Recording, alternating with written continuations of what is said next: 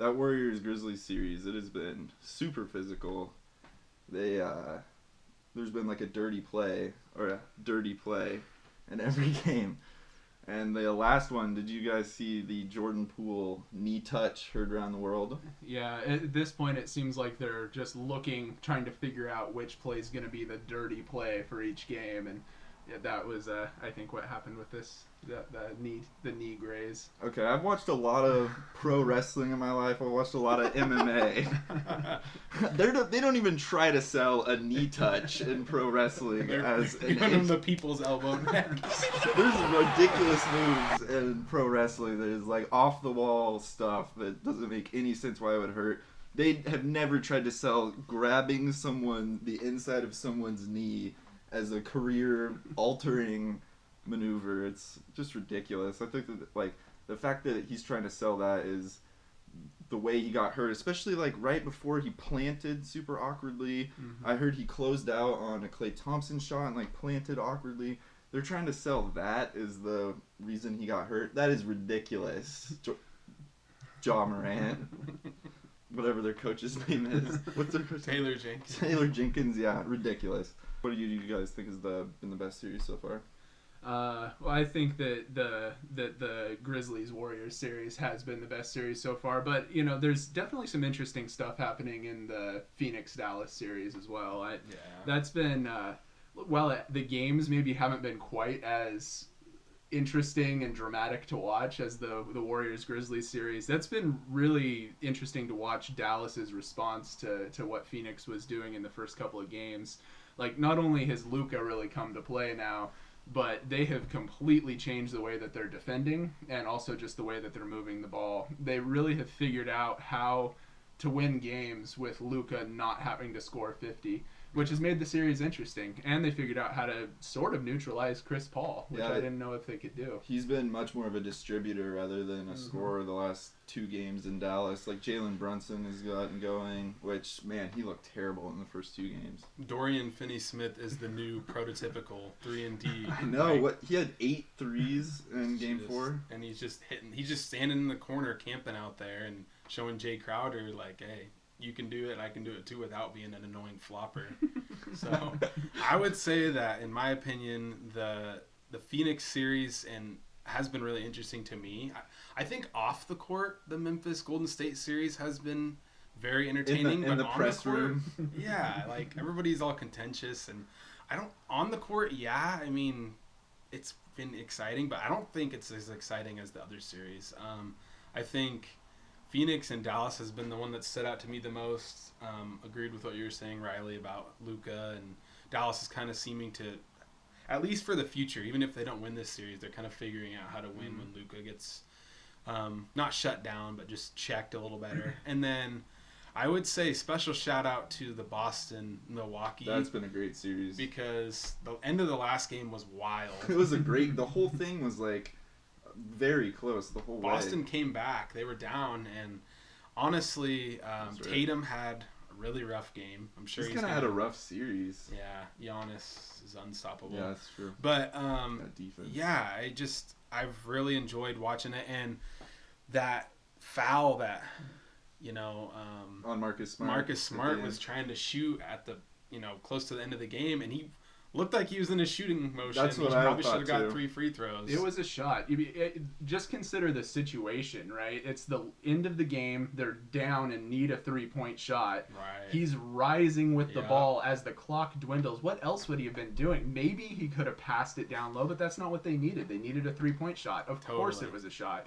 And what's really annoying is that the NBA came out with their 2-minute report, and they said there were 5 missed calls in the last 2 minutes of that game, mostly going the way of Milwaukee, but that they didn't consider that one a missed call. Was it because it was like the rule where they hook under? No, they said he might have been passing. There was no way to say definitively that it was a shot. But I will say on the flip side to that, counterpoint, the Celtics in the last, I think it was 14 minutes of the game, shot 17 free throws. The Bucks shot 0. There was a huge free throw. So you can't only blame the refs if you're the Celtics. No. I mean, they were down. They had to come back. Milwaukee didn't get some calls going down the stretch later. But that is an egregious missed call about the Marcus Smart. And then on top of that all, they still had a chance. He had a perfect missed free throw. And they tapped it in as the buzzer is going off. It's like, oof, that's gotta hurt. They had like two good looks at it. His putback attempt, and then also Al Horford had one right at the rim. Oh, that's a close one. But that was an exciting finish for sure. And I think that series, the second game, the Celtics kind of smacked them a little bit. But it's interesting. I could see it going either way, even though I still think Milwaukee is going to take it, as I said before. What about the Philadelphia-Miami series? It looks like Philly's kind of done the same thing Dallas has, where they got home and they just completely changed the way they're playing. Harden, what did you say? He's finally looking like he's not a washed-up bum? Yeah, he's unwashed Harden. Unwashed Harden. And, strip clubs, he's used to unwashed. Am I right? No, but seriously. Yeah, getting Embiid back, it seems like it's changed their whole... Obviously, it changed their whole offense and defense. He's a MVP candidate for a reason. Yeah, I don't know if I didn't expect him to come back and be that effective with the mask, with the injury, with the concussion. I think we know who the MVP is at this point. I think I heard Jokic won. Yeah. But he definitely showed that he's probably the most valuable person in that series because he's a huge game changer. He's made Adebayo look like a little boy too. It's crazy. He's just towers over him, so much bigger than Adebayo, who's obviously like one of the best defenders in the league. So yeah, that series has gotten interesting too. It's interesting because you have on one side the foul merchant brothers that just flop their way to like 20 free throws apiece, and then you have the Heat, which Jimmy Butler can be a foul merchant as well. But yeah. I honestly think this just sounds like a lack of analysis, but I really, from what I've seen, Miami is missing some shots that they normally make. Yeah, Tyler Hero last game was just bricking everything, and he had a decent amount of open shots. Miami just could not hit an outside shot. Lowry too. He's been ever since his hamstring. Yeah, he's been kind of. I think he re-hurt it in that game too. Yeah, which he did. It could be a big factor. Because even though he was missing his threes, he's still a factor on defense. He was getting some strip steals and stuff. So totally. So. That said, it doesn't really change my predicted outcome. Maybe the amount of games it's going to go, but I still think that the Heat have the advantage in the series. Have any other series changed for you? Any other predictions? You had you had the Suns over the Mavericks, the Warriors over the Grizzlies, and the Bucks over the Celtics. That's right. Yeah. And I'm still standing by all those. Although it's looking like every one of these series is going to go 6-7 games. They've definitely got a very interesting, very quickly in the second round. If Morant's out, the Warriors will probably win in 5, but the rest of them will probably. I think he's playing tonight, honestly. Yeah, I think that was just a show for sure. But also, the Grizzlies did go 25-5 without Ja Morant. True. Yeah. They're pretty good even without him. It's not the against playoffs. The Warriors in the playoffs. They're a tough animal. We've seen the Blazers. What happens when the Blazers play the Warriors in the playoffs? This series has kind of reminded me of that a little bit. Like I'm watching a young team that's trying, and it's just completely outclassed. The coaching's better, the movement's better, the passing, the role players actually hitting shots, not Aminu breaking off the side of the rim. Otto Porter had a nice game. Jordan Poole's obviously playing out of his mind and touching people's knees. Yeah. He's taking people out of the game, but with knee touches. I will say my predictions have remained the same too, but I will say Dallas is interesting to me. I don't know if they can win this upcoming game. 5 in Phoenix?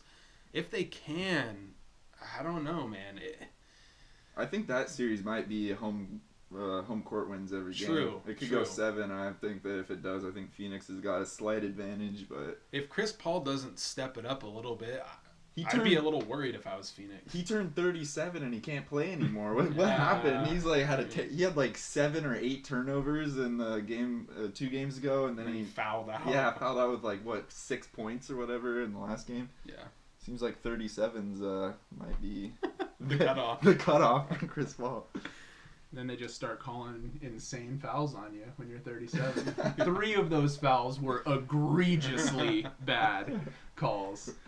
They did take him out of the game as far as he couldn't really score or even get into any kind of a groove handling the ball. He was turning it over. But the the officiating in this postseason has been pretty terrible. Suspect. It's been pretty terrible. I wonder he might have also been distracted by the fans going, Hugging his family. Yeah, going after his family in the stands. That's that'd be a little bit distracting. I think I would be a little bit put off by that too.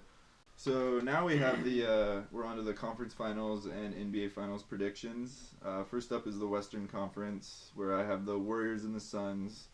And I think it's going to be a close series. Both teams are stacked. Really no deficiencies on offense or defense.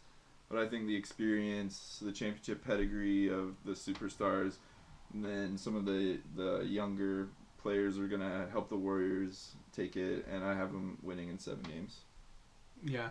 I also have Phoenix and Golden State. And similarly, I think that Golden State's going to win probably in 6 or 7 games. I think it's going to be a really good series. A lot of it's going to come down for Phoenix, especially to whether Chris Paul can kind of turn it back on or whether this is a long-term issue.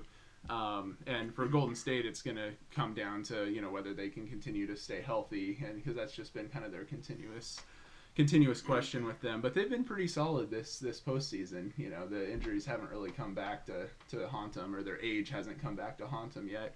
And, now they don't just have 2 Splash Brothers, there's a Splash Trio. Yeah. The family. Splash fam. Splash fam.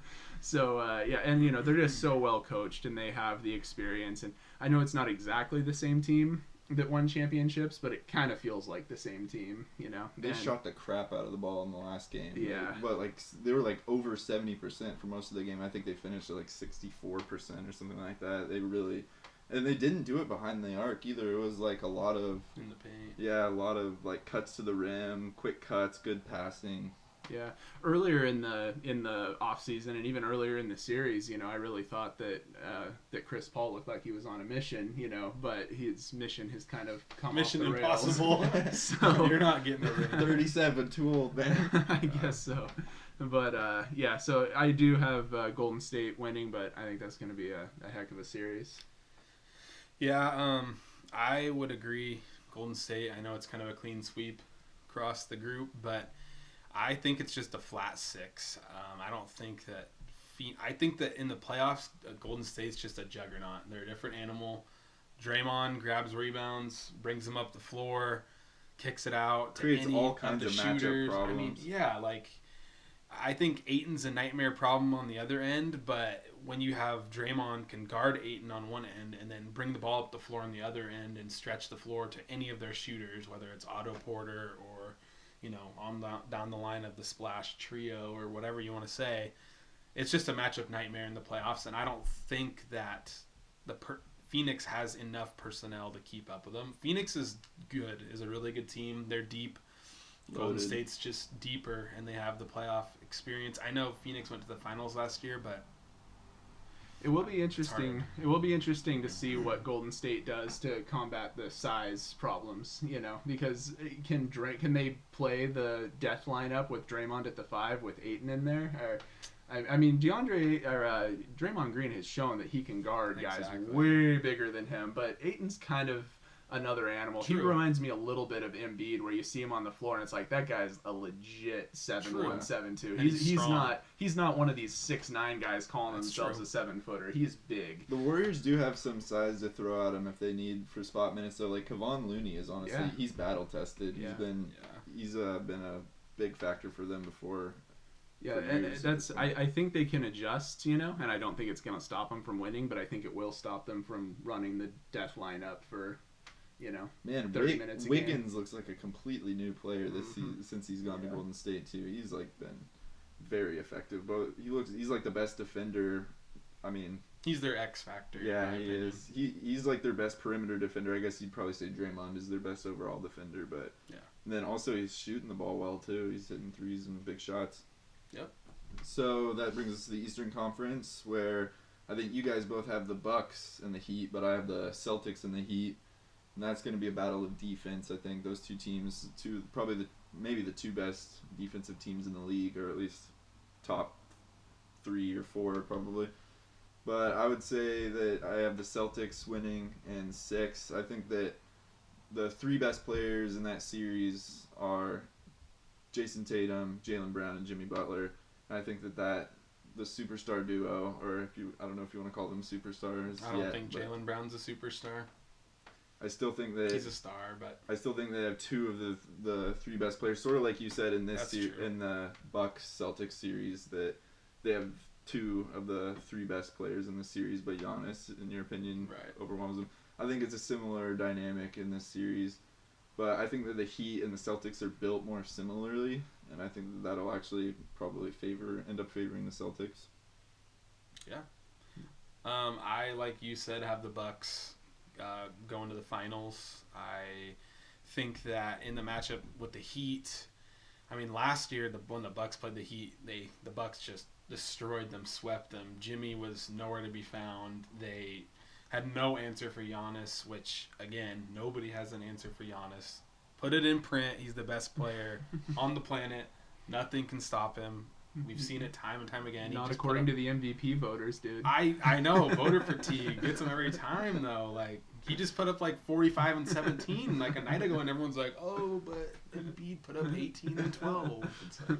And Jokic, who's been out of the playoffs for a week now, and Giannis. Yeah, and Giannis lost his best teammate, and they're still winning. But long story short, the Celtics are tough matchup, but if they can get by them, I think that the Heat are an easier matchup for the Bucks personally, and I just don't think that the Heat can contain them. And you got Lopez stretching the floor, keeping Bam out of the paint, unless they put Bam on Giannis, which they probably actually will do that. But I still don't think it's enough to stop the Bucks. They just have too much talent, and Giannis is too much to handle. Yeah. I also have Milwaukee and Miami in the Eastern Conference Final, and I do think Milwaukee is going to win that. But if Bam Adebayo can put a good body on Giannis for most of the game, and they don't get Middleton back, I think it's going to be tougher than it sounds. I still do think that Milwaukee will probably win, especially if they do manage to get Middleton back, even just for a couple of games of the series. Because I think it will be a long series. But I think it's going to be interesting. But I'm picking Milwaukee. Yeah, I think that Middleton if that ends up being the series, and in this series too with the Celtics, I think Middleton being out is the X factor for that. I think that it's going to be just too hard for them to overcome two series without him, unless they get him back and he really starts to be a factor, either at the end of this series or by next series. But so in the finals, I have the Warriors and the Celtics, and which is basically the best offense in the league versus the best defense, and I think that this poses a very interesting matchup. But again, I think that the championship pedigree, the experience, and the matchup problems that the Warriors create, I think it's just going to be too much for the Celtics as well. I've got them winning in 6. Yeah. I think if it does end up being Golden State and Milwaukee, which is what I have for the finals, I think that'll be probably one of the best finals we've had in a few years. And I think that Golden State, with their experience, will win. But I think an X factor still will be if Middleton's back by then. I think Kerr is a good enough coach that he can game plan around Giannis at least a little bit. I don't think he can stop him, but I think that they could, slow his numbers down to the point where someone else is going to have to play well too, and very well. And if they don't have Middleton, I don't know who that would be. So I have the Golden State Warriors winning probably in 6. One thing that's interesting about that series, if it does happen, is the championship pedigree on both sides. They both have experience. It's been a few years since there's been two teams that are champions going at it in the finals. I think that would be pretty fun to watch. Yeah. I'm gonna say it. I'm not sad LeBron's not here. Yeah. This is a way more interesting conversation. And Durant and I was Kyrie. about to say, It's a breath of fresh air. We don't know who's gonna win. Imagine if this was the Lakers in Brooklyn. Was our predictions right now? We'd all just be like, oh. Can we talk about something else, please? Yeah, this is gross. Austin hates you. Oh my god. That's how y'all sound to me, cockroaches. If you believe in me, and you should, we know who's going to win the finals already. It's already written in stone. Milwaukee will be winning this year's NBA Finals. Not even a question. It is a question, actually. And the question is, does Chris Middleton return in time and healthy? I think that if Middleton returns and he's at full strength, the Bucks are just a little bit too much just for anybody, really. Giannis is just unstoppable. The Warriors and Bucks both give each other matchup issues. Draymond obviously is tough to tough to overcome for any team for matchup wise. But I think Brook Lopez also gives Milwaukee an edge in terms of spreading the floor and, staying big inside. Obviously, on the other end, that's tough because you don't want Brook Lopez matched up with Curry. He's going to get cooked. Yeah, there's pick and roll situations. Yeah, exactly. So, but yeah, I think that as long as Middleton comes back healthy, I think Milwaukee will win in 6 or 7. So the way that Giannis, that they said you used to be able to guard Giannis, I don't know if it still applies really anymore because, I don't know, he looks pretty unguardable like you've said. But the way in years past, like for instance in the Toronto series a few years ago, they built the wall, and that was basically they had smaller, more athletic, quicker guys try to double up on him and basically force him to not away from the hoop. And so, like what you were saying with Bam Adebayo guarding him, that might not work out so well because he seems to really be very effective and be able to cook the bigger guys. But when you have like the Warriors, several of their best defenders are more like forward size, like Draymond and Wiggins. Would they be able to build the wall, do you think, and be able to limit Giannis, and then also have that death lineup or whatever you want to call it on the offensive end, where they'll be able to really pile on the offense? Yeah, and that's a good point. But unless you're really building a wall with just Wiggins and Draymond, I mean, Giannis isn't going to be afraid of a wall consisting of Curry and Jordan Poole. So, I mean, Klay is a good defender too. I don't know, has he lost a step since he's come back? Maybe a little. But then on the other side, like you got to look at Jrue Holiday is a great matchup with Curry. Middleton's a great matchup for whoever they decide to put him on if he's healthy. Giannis is a great defender. Like, it just comes in waves. They both have depth, and I think that Kerr can out coach Budenholzer, coach circles around him, but I just think that the talent of Giannis in Milwaukee is too tough to overcome if Middleton's healthy. Again, he's probably going to be the best player on the floor. I agree with you there. And I mean, yeah, it's tough to overcome. I just think that yes, they can build a wall, but is it enough with enough length and size, effective players on the floor? Well, either way, whatever series we get in the finals, I think it's going to be pretty interesting. I think that really, in either the series that we discussed, or if some other like sleeper team gets in, it's going to be an exciting NBA finals. It's going to be an exciting conference finals. It's been a good playoff. It's a good playoffs, yeah. This is a message directly to Scott Foster. Don't mess the playoffs up. We do not tune in to watch you. I don't care what kind of a block charge call you want to make. Yeah, the it's refs, not a free throw The contest. refs have been the worst part of the playoffs so far, I would agree. And usually I'm a ref apologist, but there's been I've watched several games where I've just been scratching my head like, what is going on here? Scott Foster. One job. Scott, you listen to us. Let them play the game, please. Like, comment, subscribe.